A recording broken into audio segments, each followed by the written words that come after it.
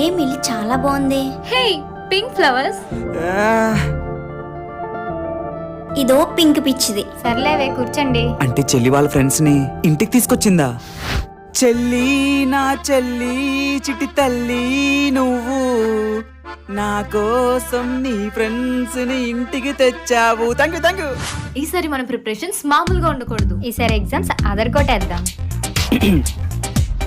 అమ్మా నా pink colour shirt ఎక్కడ పెట్టావు అమ్మా?